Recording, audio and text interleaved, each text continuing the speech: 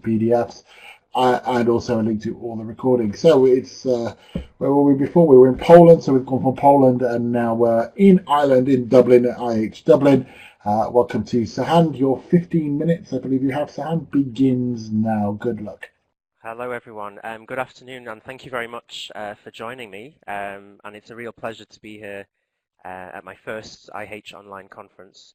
Um, so, without further ado, my session today is going to be focused on how we can use culture to engage young learners. And I know that many of us, as English language practitioners, we start off with teenage groups and adolescent groups, but also we continue teaching them whether it's in a closed group format or whether they are mixed into normal general English classes or beyond as well.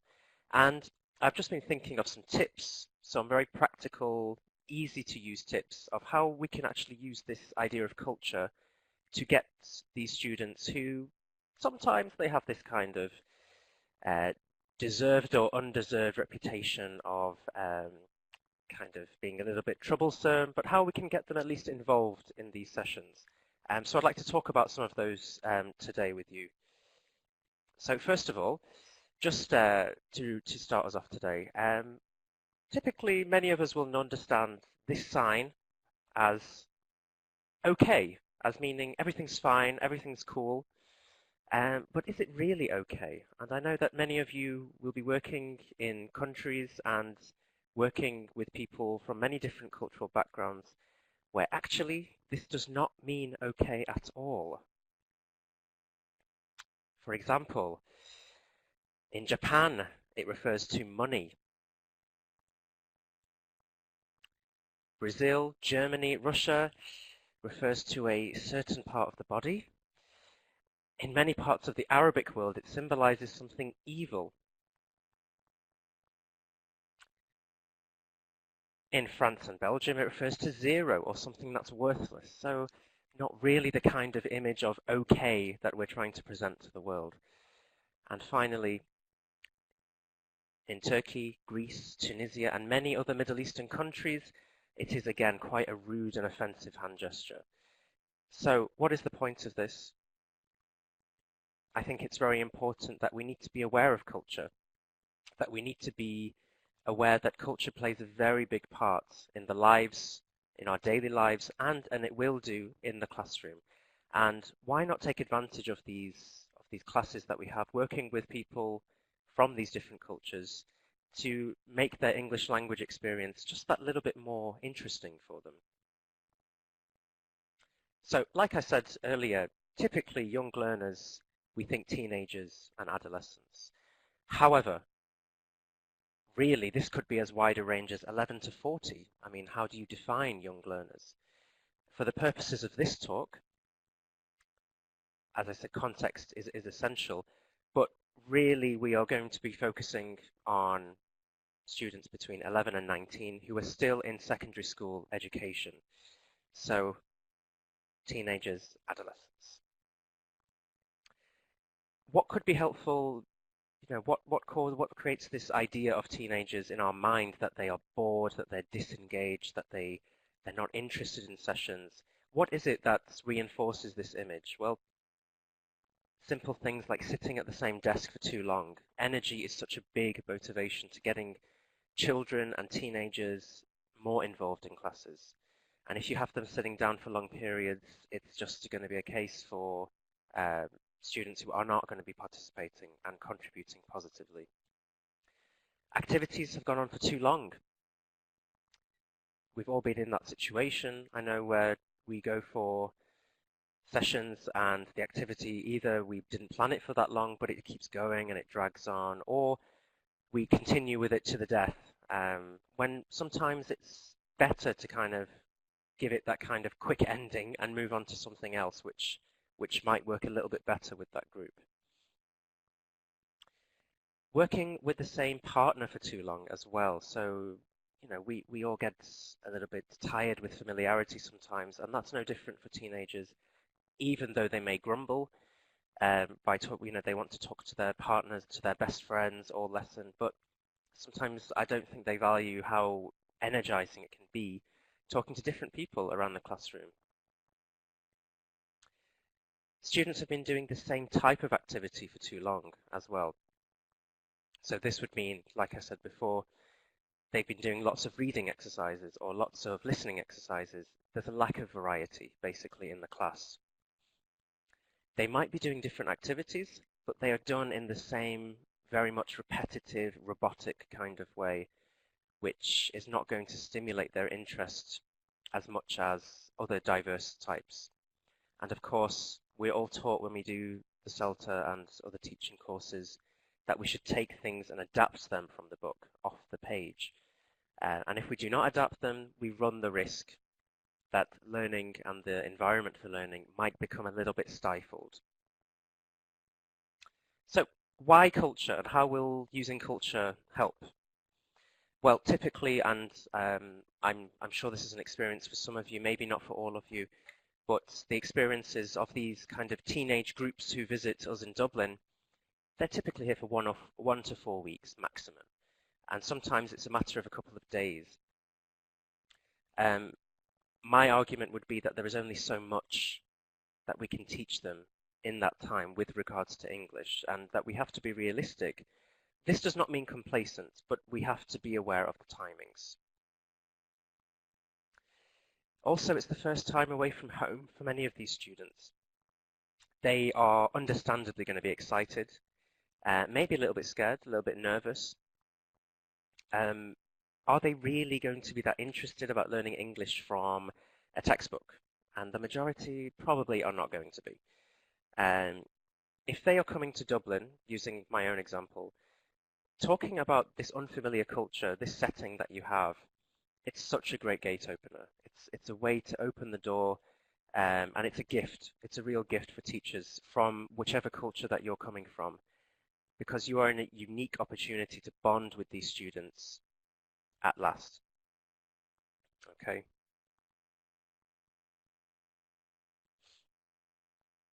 Similarly, talking about cultural similarities, differences, traditions, customs, history, the first aim of, in my opinion, of any kind of language course should be to get students talking. You know, accuracy, that can come later, but I think getting them talking, getting them involved, talking about their culture, the culture that they're experiencing right now, I think that's going to be a start, and I think that's what we should aim for with the teenage groups. And finally, if you look at the future, 10 years from the time when these kids are coming into the classroom, what will they take away from their visit to Dublin? What are they going to remember? Are they going to remember the grammar? I hope so. We don't want to be teaching some of those things a second time. But really, I personally, I'd like them to take away an experience, a memory, which almost goes above the whole teaching English experience. I think cultural exposure creates memories, and it creates these really strong positive influences that really can drive people to further experiences, maybe with English, maybe with other languages. But I think memories and memory formation is a very big part of this process, with that something we can provide. It's in these schools. So in terms of techniques then, so we're getting down into the practical areas. Many of these I'm sure you will have put into your classes already. These are just some of the things that I found have worked for me and for a lot of the teenage groups that I've worked with.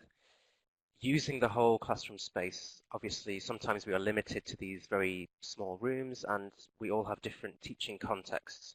But if we can use the different parts of the room, if we can use them in a bit of a thinking outside the box in a way that is a little bit more creative, I think it's particularly effective for these closed groups, students who come from one school, one nationality, they speak one language.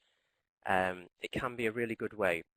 And how can we do this? Well, I've tried things before where I put, for example, quotes by Oscar Wilde under the desk, and I've split them in half. And one of the students will have to rummage around their desk, and they find one half of a famous quote by Oscar Wilde, and then this leads to a mingle activity where they have to go and find the other person in the class who has the missing part to their quotes, for example. And it's just that novel way of getting kids and students looking around, and it's just a little bit more fun, a bit more interesting, rather than just giving them these quotes, or even in a Pelmanism. Um, Linked to this, I think things like scavenger hunts can be effective.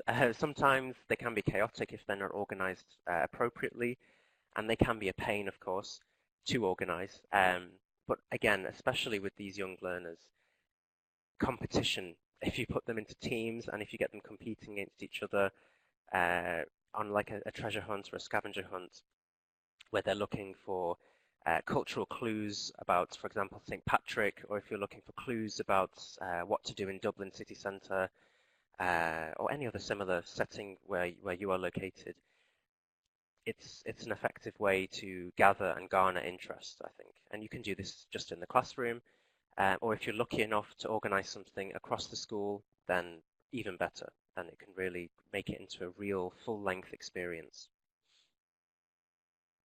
I've added stereotypes in there as well, perhaps controversial, but I think if they are taken in the way that I would certainly want them to be intended, in a way that is just to open up the conversation and to get children talking about how do you perceive other countries and how do you think other countries perceive you. I found this to be quite a interesting and humorous way to get children talking about their experiences with stereotypes. Of course, there needs to be some care with this potentially sensitive area, but if it's handled correctly, I think it's a really good way to get teenagers talking. They love talking about how people perceive them, for example, and laughing and just having a little bit of a joke. So a few other things. What I found to be particularly effective working in Dublin is using things like the slang language from Dublin, asking them, have you heard people say, what's the crack? Or, grand, and all these kind of phrases that they might hear from if they're staying with host families or some of the other people in the school. But the point is that slang, they love, from my experience, they love teaching you about the slang language that they use. And if you can play along with it and kind of get in tune with their kind of way of thinking, I think it could be something quite interesting, and it'll get them, I think, on your side if you're willing to put yourself out there and try some of their slang language, of course, within reasons of politeness and within those boundaries. But other things, phrasal verbs, idioms, these are really fun ways to practice important parts of English language as well. Games, cultural quizzes as warmers and plenary exercises. I think I'm a big fan of warmers in general and of plenaries. And I think with teenage groups, they are a great way to bookend the lessons. And if you can do it in a fun, kind of culturally orientated way, that's more the better. Like I said before, team competitions, using what they have learnt about the country and traditions.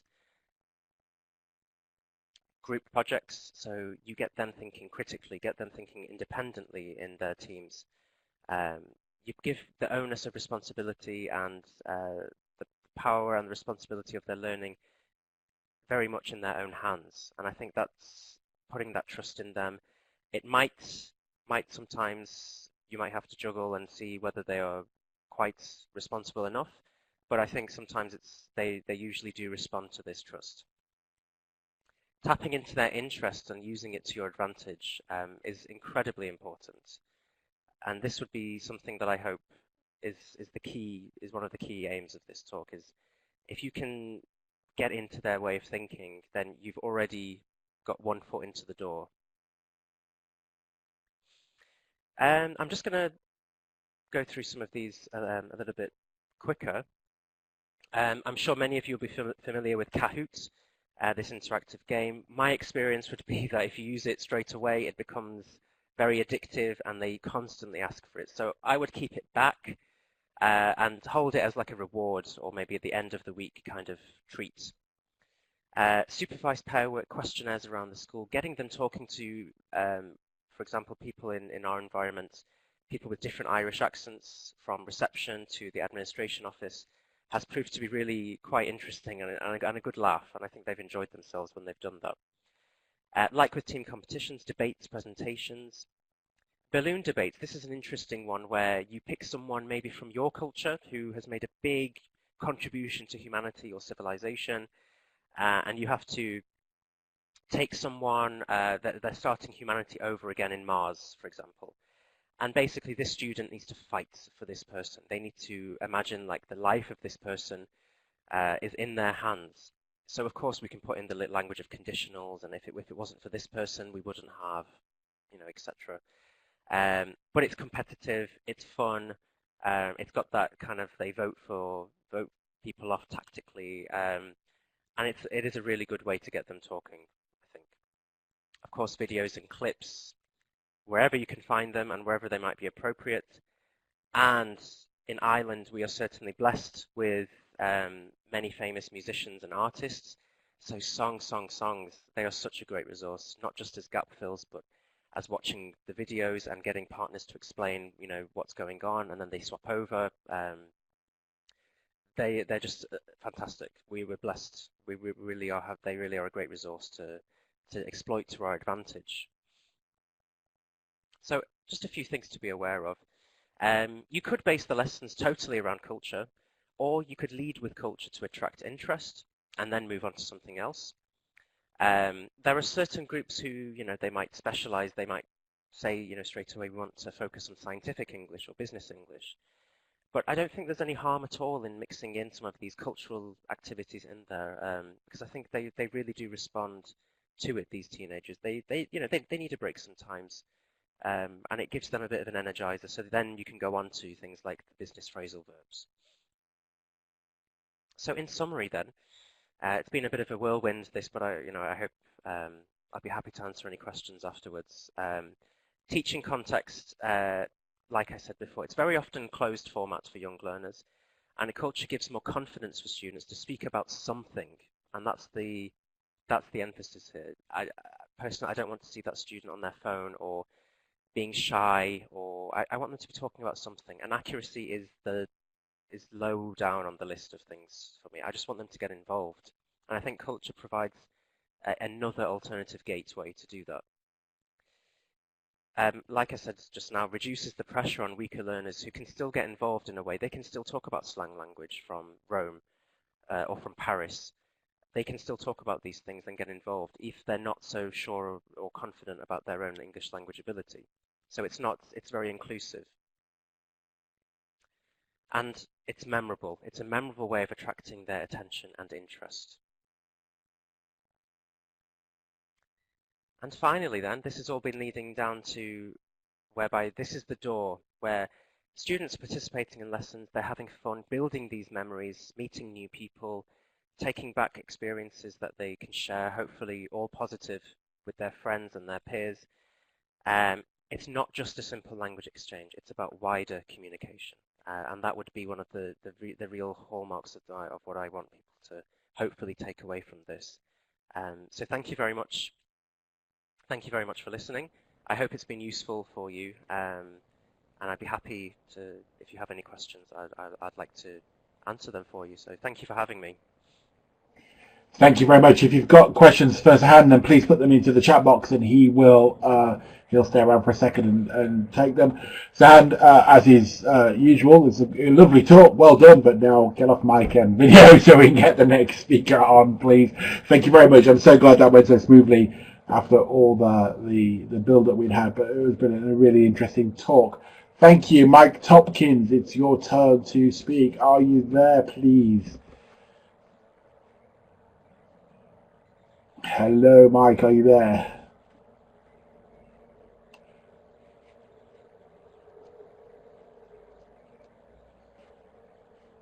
Oh dear, not sure if Mike is there or not. Maybe we can get Sahand to go and do his talk again while we find Mike.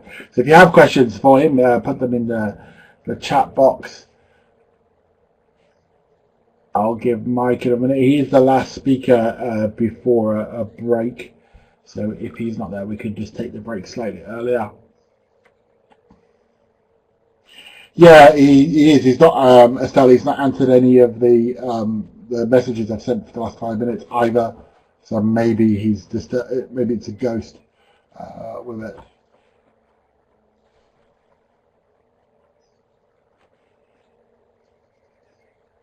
Yeah, we always have the hiccup here and there, as you found out in the other conference.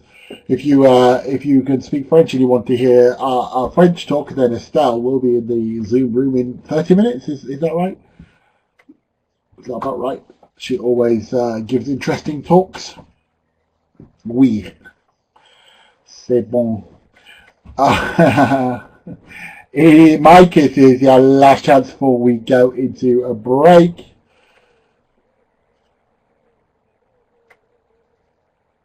Yeah, oh well. Anybody want to do an impromptu talk for 15 minutes? We are going to go into break very shortly then. Okay, so you will see Mike was the last scheduled speaker. He was scheduled to speak in a couple of minutes, but we do ask people to be online early just in case. So I'm not sure where he is there. Okay, we will take a break. If he does come up, then I'll just shorten the break and put him on straight after, and put him on in 15 minutes time. But coming up, as you'll have seen, the talks have been quite eclectic for a while. But the next kind of block is quite techy. There are a lot of tech tools going to be mentioned in the next hour. So we start at 15:30 GMT, so that's 27 minutes away from then, and we go on. Quite a long afternoon stretch, early evening stretch. It's got Emma coming, who we need to get from the other room and get over here. Edward, and even myself doing a talk. I must remember that. So we'll take a break and hope that Mike shows up, and then we can, if he shows up, we'll start slightly earlier. If not, then we'll start at 15:30. Of course, the room isn't closing, so feel free to to use the chat box to chat and so on. But until either Mike shows up or 15:30, then we will take a quick break so we can all stretch our legs.